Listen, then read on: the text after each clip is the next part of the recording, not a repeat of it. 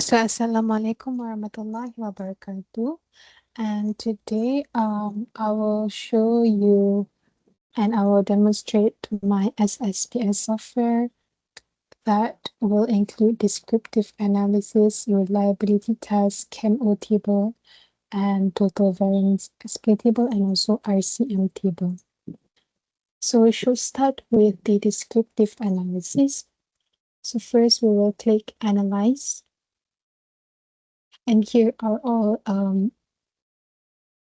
my data from the respondents. So first we click Analyze and then Descriptive Statistics. And then we click Frequency. So these are the variables that I need, which is the demographic section, which includes the gender, the age, and also the highest level educations. So for statistic, I click all of this, mean, median, mode, and sum. And then I click for minimum and maximum. For charts, I chose to do pie chart and frequency for chart values. And then for format, it is ordered by the ascending values. And I click OK. So here are the frequency table. So the frequency analysis shows that a total of 104 respondents participated in the study, so the sample size is sufficient for statistical analysis, such as reliability testing and also factor analysis. So for the gender, this shows that the majority of the respondent is female, which is 62.5. And then for the age, the most respondents are young adults, which is between 18 until 25. That shows 84.6%. And for PD3, which is the highest level of education, this shows that the most respondents has a tertiary education, which is the most one is bachelor degree, which is 68.3%. Next, we will do for reliability testing. So basically, reliability testing is conducted using Combat Alpha. It is to measure the internal consistency of the questionnaire item. So we go to analysis and then click scale and then reliability analysis. So here you should take all of them excluding the demographic. Okay. CA1 until CA7. Okay. These all are exclude the demographic, which is excluding PD1, PD2, and PD3. So I click all of this and then mint. Okay, continue. And then okay.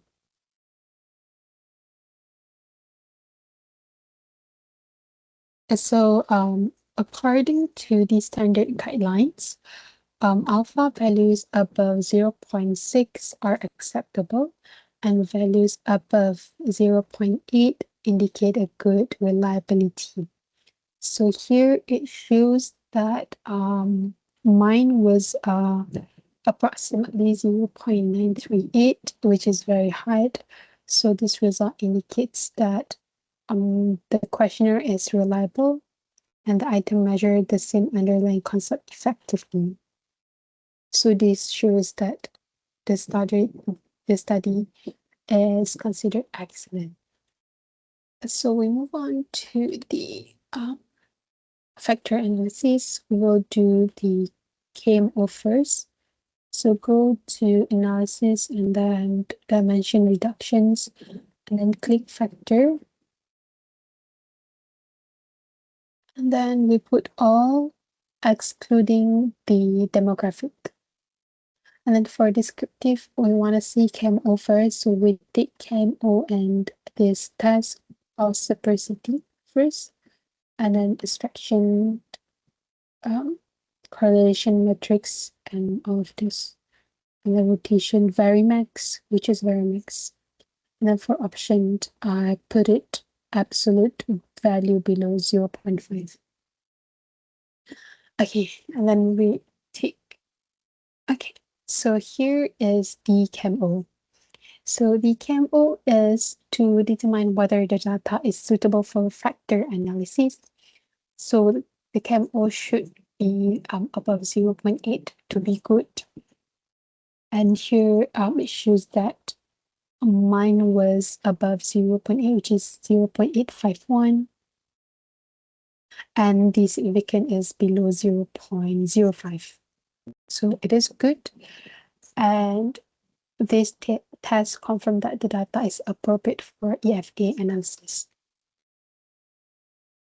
So we will move on to the EFA. Here we can see that my total variance is like in 5, which is my factor or my variable is just 5. So it is okay, and it is above 0.60, which is good to go.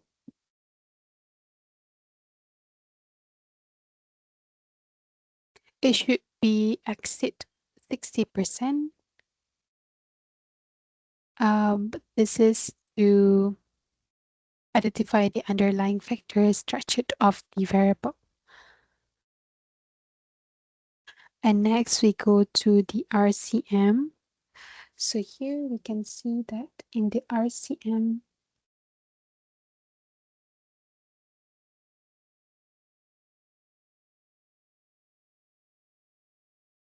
we should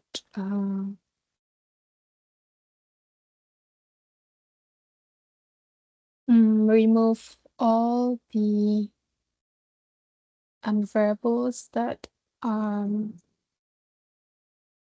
at least there are 3 of the one variable.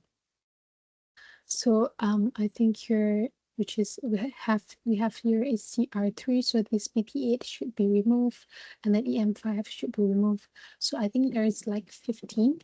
So I'm going to remove all of this, all of the 15. So like I've already taken note of this.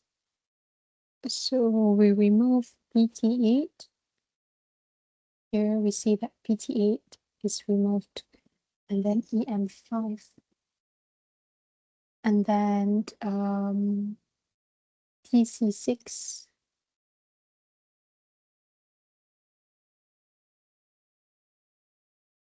TC6, where is TC6? Here. And then EM6,